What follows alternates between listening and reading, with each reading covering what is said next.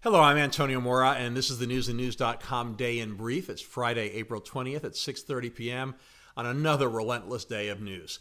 The biggest story began developing last night when the Department of Justice handed Congress memos former FBI Director James Comey had written about his meetings with President Trump. They were promptly leaked. They don't add much we didn't already know from Comey's book.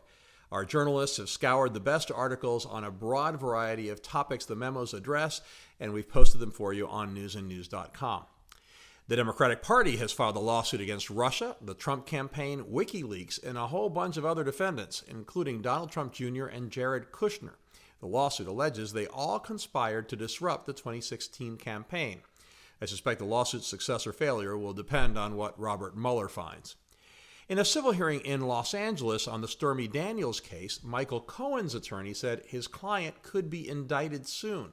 Reports say Trump associates are resigned to the strong likelihood Cohen will cooperate with federal investigators.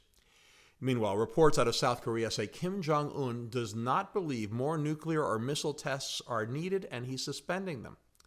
Students from some 2,500 schools across the country walked out today demanding action on gun reform. The CDC says nobody should eat romaine lettuce because of E. coli contamination unless you're sure it didn't come from the Yuma, Arizona area. Protests on the Israel-Gaza border again turned deadly, and Prince Charles was confirmed as the successor to his mother as the head of the Commonwealth of Nations. But he won't take over there until he succeeds her on the British throne. In our alternate universes segment, the great divide between liberal and conservative media was huge today, not so much in what the cable networks covered, but in how they covered it. The Comey memos were the big story everywhere, but Fox seemed to care more about attacking Comey and discussing the Department of Justice's investigation into how Comey may have leaked classified information. That's something Trump tweeted about.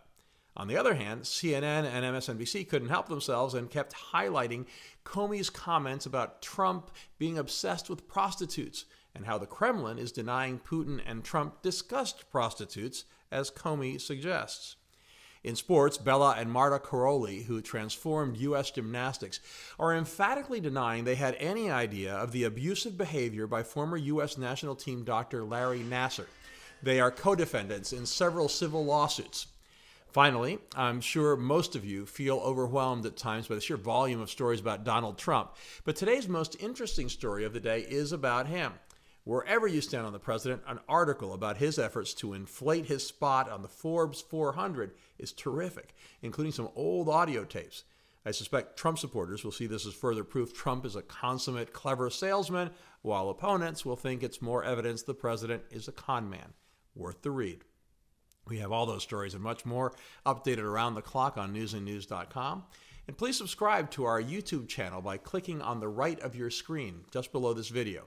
And please follow me on Twitter at AMoraTV. I'll see you on Monday. Have a great weekend.